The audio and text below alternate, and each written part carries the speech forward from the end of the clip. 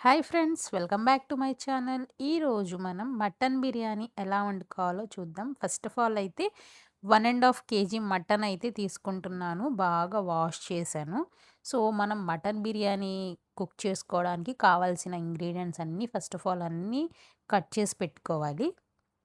అవేంటి అంటే ఉల్లిపాయలు, టమాటా, పచ్చిమిర్చి, కొత్తిమీర, పుదీనా, కొబ్బరి ముక్కలు, అల్లం ముక్కలు, వెల్లిపాయలు.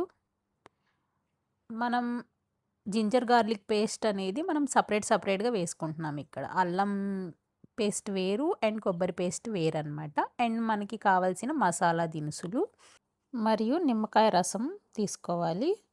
ఇంకా మనం ఫ్రెష్‌గా కడిగి పెట్టుకున్న మటన్ ముక్కల్లో ముందుగా కట్ చేసి పెట్టుకున్న ఆనియన్స్, టమాటాస్, పచ్చిమిర్చి, పసుపు, రుచికి సరిపడా కారం, సాల్ట్, పుదీనా, కొత్తిమీర, కొబ్బరి పేస్ట్ అండ్ కర్డ్ వేసి బాగా కలుపుకోవాలి. ఈ మిశ్రమం మొత్తం మటన్ ముక్కలకి బాగా పట్టేలాగా కలుపుకోవాలి. అంటే మ్యాగ్నెట్ అవ్వాలన్నమాట.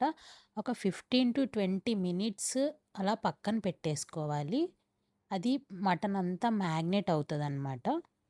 నేను చూపిస్తున్న ప్రాసెస్ వచ్చేసి చాలా చాలా సింపుల్ అండ్ చాలా చాలా ఈజీ అనమాట. మటన్ బిర్యానీ రాని వాళ్ళు కూడా ట్రై చేయొచ్చు. ఫస్ట్ టైం కుక్ చేసుకునే వాళ్ళకి కూడా చాలా హెల్ప్ఫుల్ అవుతుంది. Very easy process. ఇక బిర్యానీ రైస్ వచ్చేసి నేను బాస్మతి రైస్ తీసుకున్నాను. ఇది 1 కేజీ ఉంటుంది. ఏ బౌల్తో అయితే తీసుకున్నానో అదే బౌల్తో వాటర్ అనేది తీసుకోవాలి. వాటర్ కొలత. రైస్ వచ్చేసి మనం కొంచెం సేపు నానబెట్టుకోవాలి. అండ్ వాటర్ కొలత అని చెప్పాను కదా, నేను దీంతో తీసుకున్నాను కాబట్టి ఈ బౌల్లో వాటర్ తీసుకున్నాను. బిర్యానీ వండుకోవడానికి సరిపడ దీక్ష అయితే తీసుకోవాలి. నా దగ్గర కొంచెమే నెయ్యి ఉందని నేను కొంచెం నెయ్యి తీసుకున్నాను.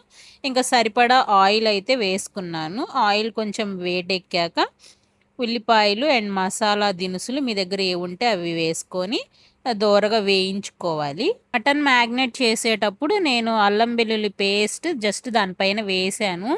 సో ఇప్పుడు డైరెక్ట్గా మటన్ పీసెస్ అన్నీ మనం బౌల్లో వేసేసుకోవాలి ఆయిల్లో. అదంతా మనం ఏంటి అంటే మగ్గనివ్వాలి మటన్ ముక్కలన్నీ. మటన్ అనేది కొంచెం హార్డ్గా ఉంటుంది కాబట్టి మటన్ ఫస్ట్ ఆఫ్ ఆల్ కొంచెం మగ్గాలన్నమాట మెత్తంగా. 15-20 మినిట్స్ అయితే ఈ మటన్ ముక్కలన్నీ బాగా ఉడకాలి. మటన్ హార్డ్గా ఉంటుంది కాబట్టి బాగా ఉడికితేనే రైస్తో పాటు మనకి మటన్ ముక్క అనేది మెత్తంగా ఉంటుంది. కొంచెం ప్లేట్ పెట్టేసుకుంటే అది బాగా ఉడుకుతూ ఉంటుంది మగ్గి. అప్పుడప్పుడు చూసుకోవాలి అడుగు అంటుతుందా లేదా అని. తర్వాత మనం ఏంటి అంటే ఇంకొంచెం వాటర్ అనేది యాడ్ చేస్తే ముక్క అనేది మెత్తంగా ఉడుకుతుంది. కొంచెం అలా మెత్తంగా ఉడికాక మనం ఇప్పుడు ఏం చేయాలి అంటే నిమ్మరసం అనేది యాడ్ చేసుకోవాలి. నిమ్మరసం కలుపుకున్నాక మనం బాగా కలుపుకోవాలి. మటన్ ముక్కలన్నీ ఉడికిందా లేదా అని చూసుకోవాలి. ఇంకా ఉడకకపోతే కొంచెం సేపు ఉడకబెట్టుకోవాలి ముక్కలన్నీ. ఇంక ఇప్పుడు వచ్చేసి రైస్కి కొలత తీసుకున్నాను కదా, ఏ బౌల్తో అయితే రైస్ తీసుకున్నానో అదే బౌల్తో వాటర్ కొలత అయితే తీసుకోవాలి. అదే బౌల్తో నేను వాటర్ అయితే వేసేసుకున్నాను మటన్ ముక్కల్లో. ఇప్పుడు ఆ వాష్ చేసి పెట్టుకున్న రైస్ అంతా ఒక జల్లెడలో వేసుకుంటే దాంట్లో ఉన్న వాటర్ అంతా కిందకి దిగిపోతుంది. ఇంకా ఈలోపు మటన్ ముక్కలు అనేది ఉడుకుతూ ఉంటాయి ఆ వాటర్లో. ఇక వాష్ చేసి పెట్టుకున్న రైస్ అయితే మనం ఈ మటన్ ముక్కల్లో వేసేసుకోవాలి. రైస్ వేసాక కొంచెం బాగా కలుపుకోవాలి. అలా కలుపుకున్నాక మనం ప్లేట్ వేసి రైస్ అయితే ఉడకనివ్వాలి. మధ్యలో 1-2 సార్లు మనం చూసుకోవాలి రైస్ ఉడికిందా లేదా అని. కొంచెం రైస్ అంతా పైకి కిందకి చేయాలన్నమాట స్పూన్తో. ఇంకా మటన్ బిర్యానీ అయితే ఉడికిపోతుంది.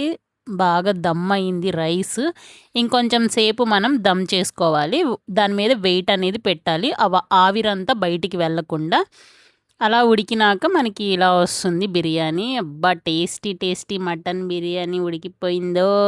చాలా టేస్టీగా ఉంది. మీరు కూడా ట్రై చేయండి ఈ ప్రాసెస్.